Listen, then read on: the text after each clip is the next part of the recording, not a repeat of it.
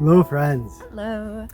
We wanted to share with you today two concepts from other cultures that have had a pretty big impact on our lives.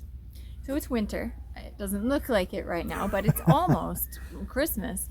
And that always leads me to thinking about the past year and kind of reminiscing and thinking about what are some key things that have really been important, at least for me in my life, that have helped shaped my previous year. And that's sort of how we came up with these. Yeah.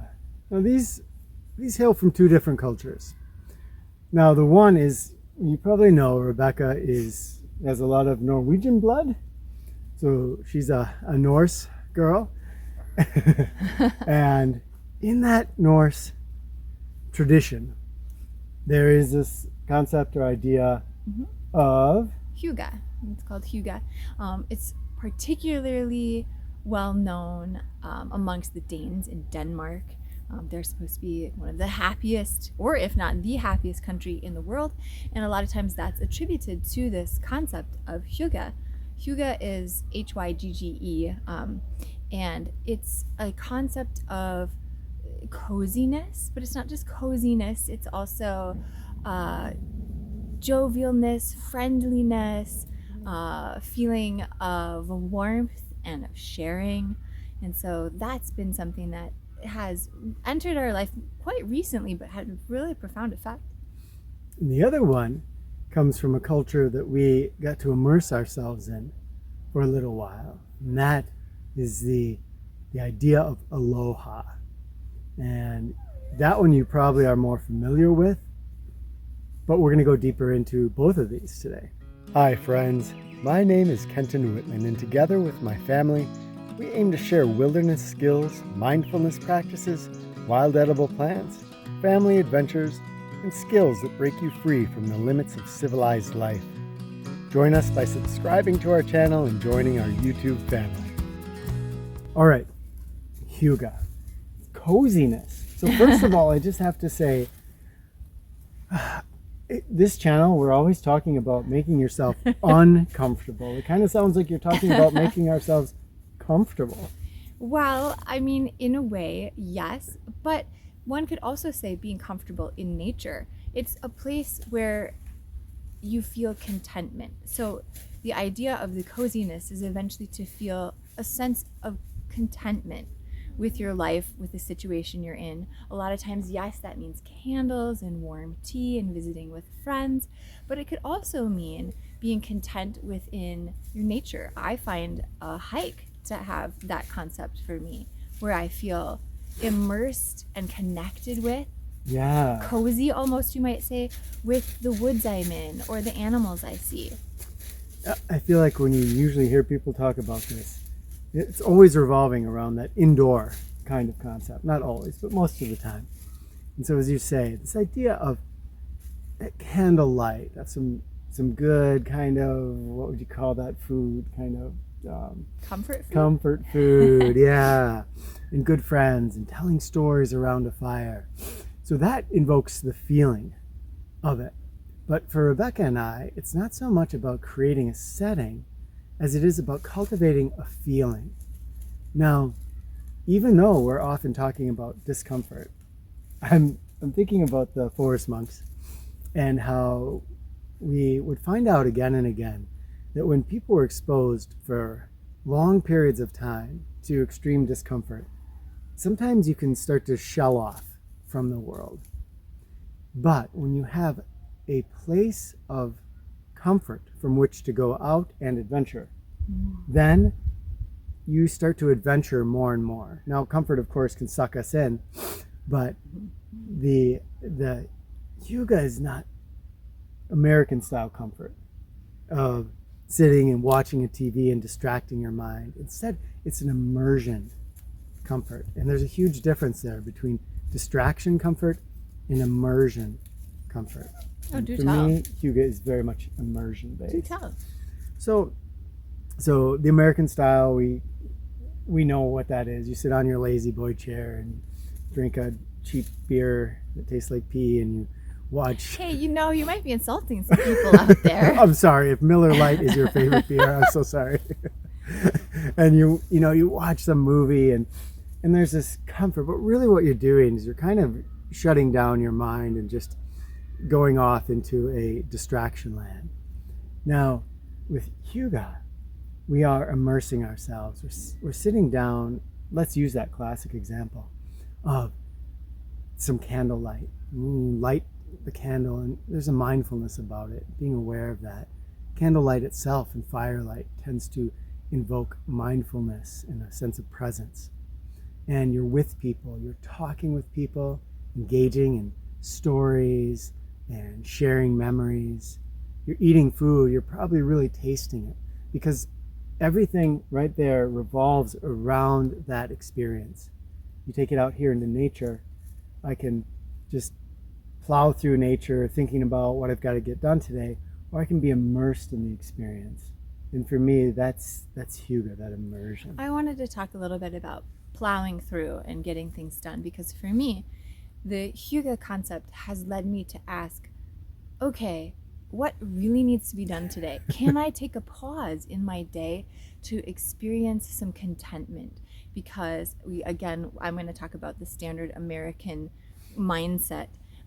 And that's often been programmed into us to be achieve, do, accomplish, what's your job? What have you done in your life? And there isn't a lot of focus on contentment. Do you feel happy in your life? Do you feel that you really are enjoying where you are? Or is there always another place you're trying to get to? And a lot of times for me personally in my life, I have a to-do list, and it's pretty much never ending. And so this concept of Hygge has helped me to say, whoa, wait a second now. Is this next thing that I'm going to do so important that I can't stop for a moment and enjoy the sunlight through the leaves of the tree right now and just take a moment to feel the peace and the presence of that? It's about slowing down and looking at our life and having that presence of mind to look and say, how important is this that this gets done today or even tomorrow or next week? Looking at that with a more realistic eye and not just getting caught up in the frenzy of do. That kind of slowing down, then it starts to distill out of life the important things. We can start to give our awareness to those important things in life.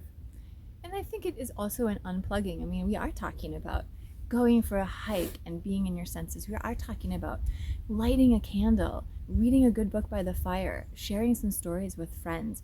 That is not being on social media, being on your laptop working. It's not being plugged in. So in a way, it also is leading us to sort of a space of mental well-being where we can take a pause from all of those technological based things and be present in the moment. Yeah, I feel like in most cases, being plugged in almost any way pulls me out of that Hygge-ness. Now, you could use technology mindfully and consciously to, let's say, bring somebody into an evening gathering who can't be there. They're across the seas, and you want to set them up with Skype or whatever, the Zoom or whatever, and have them be present in that way in your experience. So that's a way that you could still have that plug-innedness. But in general, most of our plug-in type stuff gets us into that distracted mind and out of the immersive mind, at least being immersed in the presence. We certainly get immersed in an almost hypnotic way into Right. the news program or video game or whatever it is. Right, you might say hypnotized a little bit, yeah. Yeah. Should we talk about aloha? Let's talk about aloha. Yeah. Aloha is a different concept in my mind. It's a concept of love, of peace, of mutual respect, Yeah. and harmony. It's very much also an awareness of where you intersect with the rest of the world, how your actions ripple out into the rest of this whole world. Yeah. It was something that we got to experience very directly in Hawaii. And we made sure that we brought aloha with us because Hawaii does not have aloha there magically in a way that other places don't. You can go to Hawaii and find no aloha if you don't bring it with you. Aloha is something you have to have inside of yourself. And when you have it in you, then you will bring it out in others. Like you say, it's going to ripple out. But that being said, because Hawaii has it as a national, philosophy. There's a sense a little bit of pride about, hey, we want to have this mutual respect, this understanding of harmony and where we fit into things. It's definitely in people's mindset. So we've seen other instances of the roads there in Hawaii, which just were not built for the traffic that they now contain. Oh my gosh, no. And so you've got this massive line of cars trying to go down a narrow road, and people trying to get in from the side, either to get into traffic or even worse, to get in to the other. Yeah. And so often we would see somebody just stop, and they stop the whole line of 100,000 cars okay, behind not them. 100,000 cars. 100 or 1,000, a lot. There's 100,000. And sometimes then Exaggeration. the cars in the other lane also would stop to allow somebody, if they were making a left turn from there, to get in. And this was multiple times in we'd see driving this. experiences. That could happen 4 or 5 times in one car trip. And everybody cool about it. No. And everybody shaka, hey, thanks. Yeah. Just appreciate it. Yeah. So a different feeling. We've kind of tried to bring that here, and often, I'll stop to let somebody come out and flash my lights at them like we did in Hawaii, and people don't get it because it's not part of the culture here. Right. But in driving there, which typically we think of a place where we're kind of anonymous and it's easier to go into road rage, to be rude, people in Hawaii, we saw again and again, had that aloha spirit even when they were driving. We certainly felt it from people that we encountered, including a lot of the native people who were super sharing with us. Mm-hmm. So it was a wonderful feeling. Kind of, for me, the feeling that I get when I hear about countries where there's always a space at the table for you.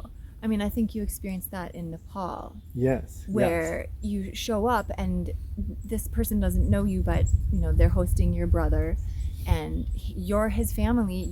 Here's all the food we have for tonight. Here's some for you, and it's that same feeling. Yeah. Like this is to be shared. We are all influencing each other.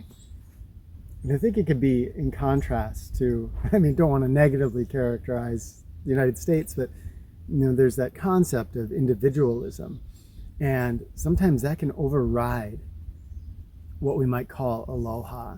And I feel like aloha, if that could spread around the world more, it doesn't only change your life and the lives of the people around you, but it can change the world, because it does treat other people with respect, regardless of what color their skin is, what their beliefs are, what kind of car they're driving, how they're dressed. You're looking at other people and you're saying aloha, which is very close to me, for me, to namaste. Namaste, yeah. I thought you were going to say that, yeah. I recognize this deep connection with you as a fellow human being, and let's put that first. Our differences can come after that. We can discuss them, hopefully in an intelligent, communicative manner. We don't have to act like, well, even kindergartens don't act like a lot of the we don't have to act stuff like you see on grown-ups. media How about that? today. We don't have to act like grown-ups. Don't have to act like grown-ups. Yeah. So, boy, aloha. And I feel like that Hygge, if that could be worldwide too, because so many of us are just, we'll be right with you, Hold on, hon. bud. I'm cold. So many of us are striving just to go. There's a tension and a stress, at least in the culture that we live in overall, and that doesn't have to be there. I think for me, through my life, I've been trying to search for meaning and to take joy and meaning from life, and to feel as though my being in the world has value. And when you have a sense of contentment, when you stop to be present, when you look someone in the eyes, or you spend time sharing a story, or you let someone into traffic, you combine all of those, then I feel like there becomes a still stillness, a still point from which to see more clearly life as it's unfolding around us. Wow. Now, some of you live in other cultures and countries, and you have your own concepts that maybe some of us have not heard of. So if you have a powerful life concept that either you've adopted from another culture or that you have in your culture, we would love to hear about it. Definitely. In the comments. If you practice aloha or you engage in yoga, tell us about that in the comments, what those things mean to you and how you engage in them. Yeah, I love hearing about this. It's so great. And it gives you so many good ideas. So I can't wait. All right, my friends. Can't wait to see what you have to say in the comments. And thanks for sharing this time with us. yeah, Yeah. always nice. Love to you all.